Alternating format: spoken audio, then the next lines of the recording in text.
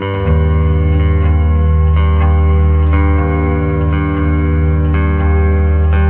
rappelle tout pendant la descente, on tourne et regardez, c'est maintenant. C'est là que ça devient difficile, c'est là qu'on a le plus de facteurs de charge au niveau des avions. La vitesse accélère et les avions, regardez, restent en formation. Alors que le leader tire sur la manche, quand il a atteint une assiette, c'est-à-dire l'angle entre le nez de l'avion et la terre, il avait fait 45 degrés, il a commencé à tourner sur la manche. C'est une action qui est conjuguée, et pour tenir en patrouille avec ce genre de figure, c'est extrêmement complexe, mais tout cela, ça se travaille à travers de nombreux vols. Et justement, vous vous posez la question de ce que ça peut faire d'être à bord d'un de ces avions. Vous pouvez le découvrir, vous pouvez découvrir cette sensation absolument grisante de voler en patrouille à 350 nœuds en vous rendant sur leur site internet flyandfun.fr, car oui, ces avions sont également équipés pour faire des baptêmes. Alors si c'est l'approche de votre anniversaire, ou on est quand même à quelques mois de la fête des pères, on n'est pas exactement à cette période-là, vous pouvez négocier.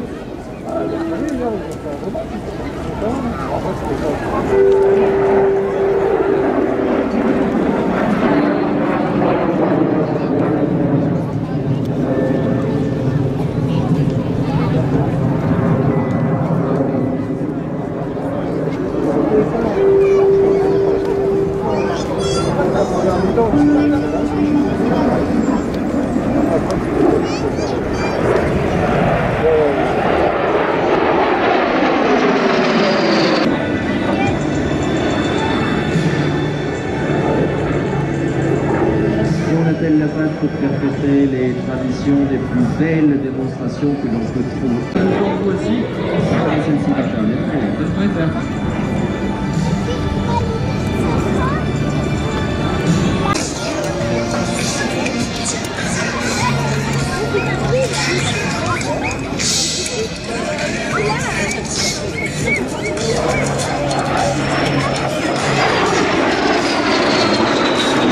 Pour les applaudir comme ils le méritent, mesdames et messieurs, la patrouille Fly and Fun.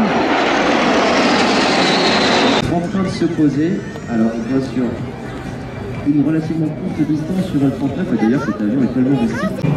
Une remise des gaz, mesdames et messieurs, on lève les bras et on salue Gris Sohaillon et son Spitfire Mark 14. Grand chef! Grand chef!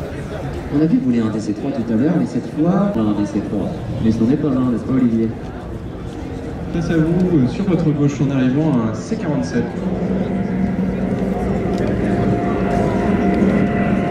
Un C-47, la version militaire de cet avion d'anthologie qui est le DC-3. Et celui-ci a la spécificité d'être équipé de blanc. Ces avions ont largué beaucoup de la Normandie, les bateaux, également en Provence et sur d'autres terrains d'opération. Justement, quelle est la différence, Olivier, entre le DC-3 et le C-47? Afin de préparer le terrain en Normandie, mais aussi une génie. Oui, les planeurs ont choisi sciemment de faire ça, car aux États-Unis, il n'y avait pas de constitution. On pouvait partir sur le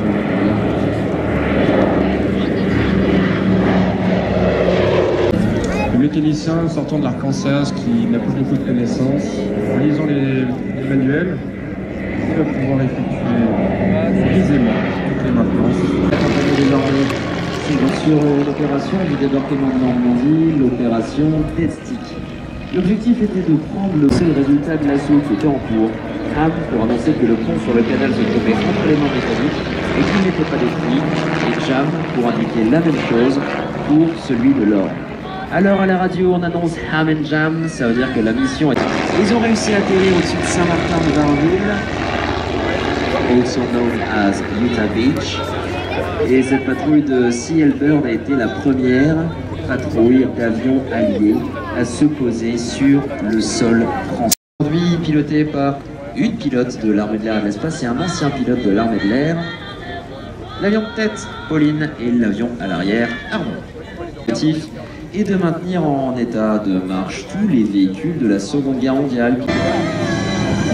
La forteresse volante tire ses sources au beau milieu des années 30. Entre les deux guerres, les États-Unis commencent à être à peu près fauchés. Développer un avion, ça coûte extrêmement cher et c'est surtout un pari sur l'avenir, un pari dont Boeing a bien l'intention de sortir gagnant. Alors, après avoir emprunté beaucoup d'argent, ou du moins suffisamment d'argent pour développer un avion en fonds propres, ils ont pu commencer le développement d'un prototype, un magnifique quadrimoteur qui se présente ici à notre gauche.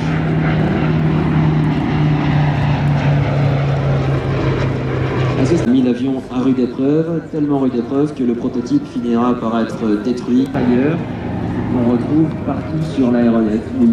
Toutes les excroissances que vous pouvez voir au niveau du fuselage, au niveau de la queue, au niveau du nez, ce sont des postes pour des gunners. Des gunners qui vont utiliser des énormes mitrailleuses Browning de 12,7 mm.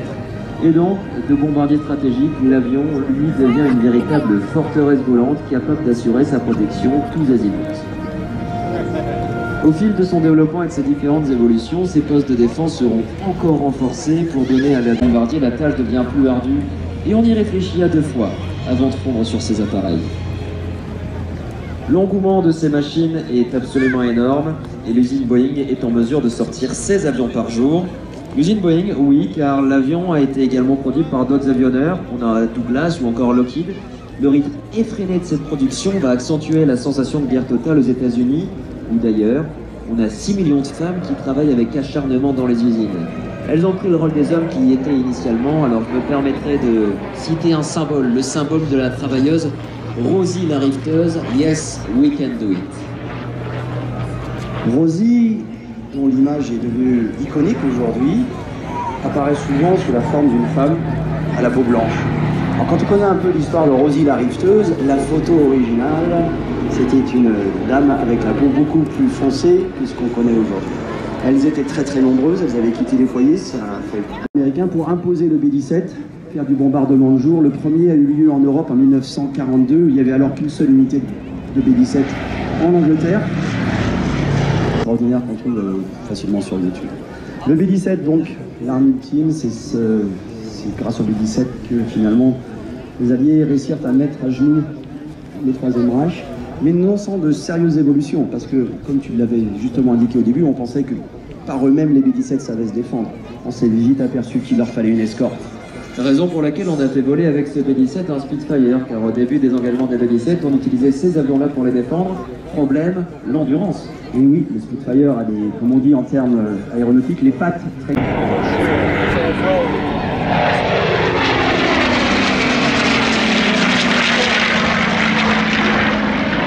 Les ingénieurs de Packard étudient les planes Rolls-Royce qui se font envoyer dans...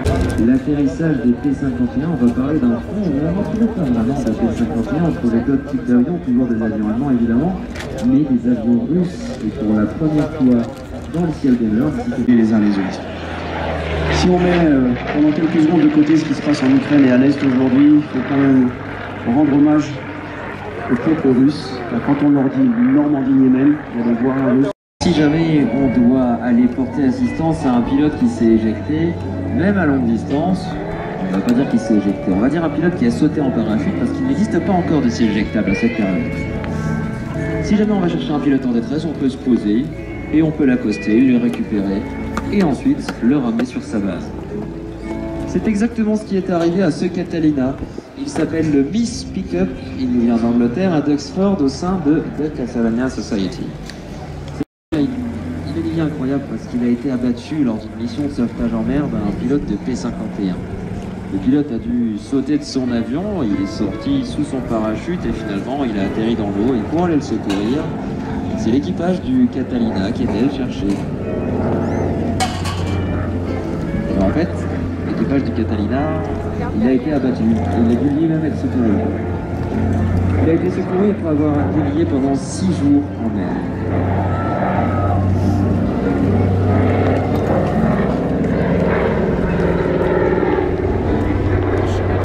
Oui, je sais. A date which will live in infamy. The United States of America suddenly and deliberately attacked by naval and air forces directed that all measures be taken. C'était presque en train de s'engueuler déjà les deux mecs. Parce que les règles, ça... Remember the character L'autre dit, ah ma mère m'a fait demain, je dois pas tout faire en même temps. No matter how long it may take us to overcome this premeditated invasion, the American people in their righteous might will win through to absolute victory.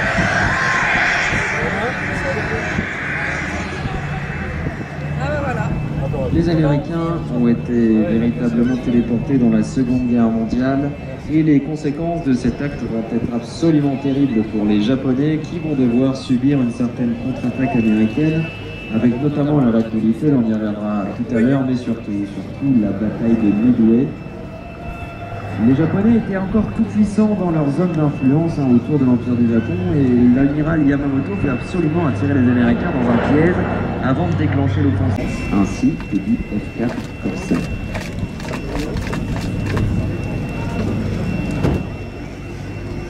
Le F4 c'était l'avion de chasse avant le Rafale. Le F4 c'est l'avion américain,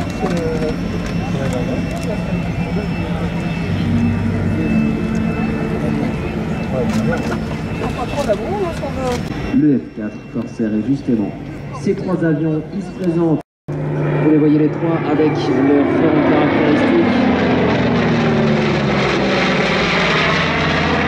Et surtout là. Sur la droite, les Allemands l'appellent le diable à queue fourchue, évidemment il s'agit du P-38. Et sur la gauche, le F-4 Corsair en bleu, l'avion des têtes brûlées, ça on y reviendra un petit peu plus tard.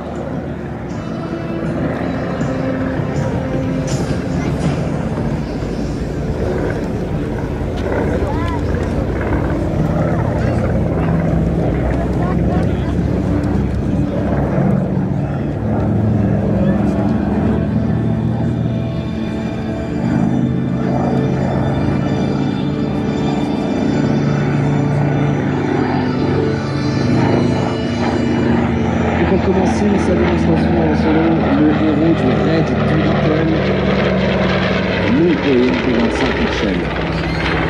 Au début de la lutte anti-sous-marine et même de transport de passagers, puisque ce P-25 était aussi l'avion préféré des généraux américains pour se déplacer sur la terre.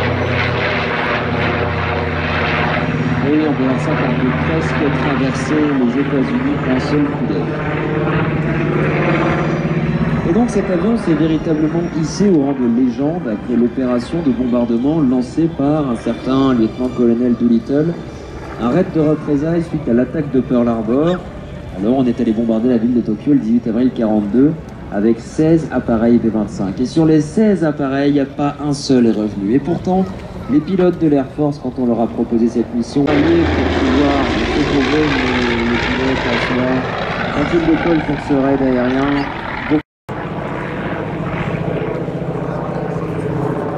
Au-delà d'avoir aidé la production des 9800 bombardiers P-25 Mitchell pendant la Seconde Guerre mondiale, la participation à l'effort de guerre, ça a également permis le vol de ces deux avions qui sont véritablement iconiques. Ces avions sont iconiques pour de nombreuses raisons, ils sont rentrés complètement...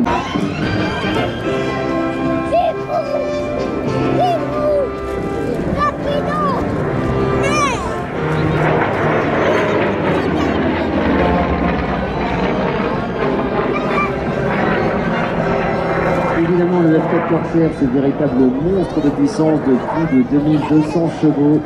Et l'avion des têtes brûlées, il est l'avion de Patrick Boyington qui refuse absolument de goûter l'eau salée, comme il l'appelle. Cet avion, il est la star du Pacifique et lorsqu'il est arrivé sur le conflit, on découvrait un petit peu une nouvelle philosophie de vol. Il est surpuissant, son hélice est tellement grande qu'on a dû casser la forme de ses ailes pour que l'hélice ne touche pas le sol lorsqu'elle tourne. Il a été conçu autour de son rôle d'intercepteur et on peut même dessus, si on le souhaite, monter des roquettes et mettre un bidon central pour étendre un petit peu plus sa portage sur la mer de Corail. Et malgré, on va dire, un petit manque de manœuvrabilité par rapport aux chasseurs Zéro, qui, rappelons-le, les Atis M0, ils étaient faits en bois et en toile, donc ils pouvaient tourner dans un mouchoir de poche, même à faible vitesse. Mais le F4, lui, était très rapide et pouvait arriver par derrière pour directement infliger des lourdes pertes. La complexité, par contre, C'était pour les jeunes pilotes de l'US Navy, ils avaient un nouvel avion à apprendre. Un véritable monstre de puissance qui se pilote avec beaucoup de prudence et beaucoup de douceur. Évidemment, certains en paieront le prix fort à l'envers. Pour ce qui est de l'avion Krupp, ce fameux jet automatique comme le volent les Allemands, on l'a retrouvé aussi dans la guerre du Pacifique et il s'agit du premier chasseur bimoteur de la Seconde Guerre mondiale. Extrêmement puissant, extrêmement robuste, il a une forme qui est vraiment atypique. Cette forme elle est directement liée à son côté bimoteur. Les deux moteurs donnent à l'avion beaucoup de puissance et à la différence du F4 qui a un moteur en double étoile avec deux étoiles de 9 cylindres, le P-38 lui aura des moteurs en V inversé dans ses deux compartiments moteurs situés sous les ailes.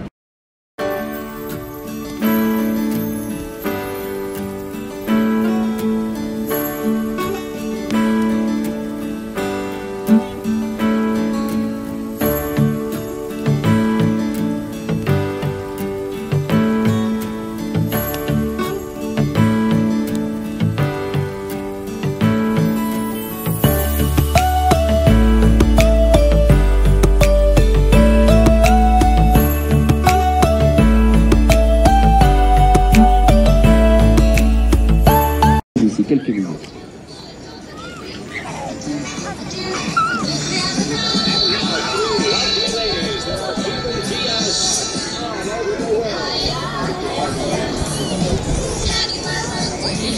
En attendant le retour des avions, Clément, un petit peu de musique.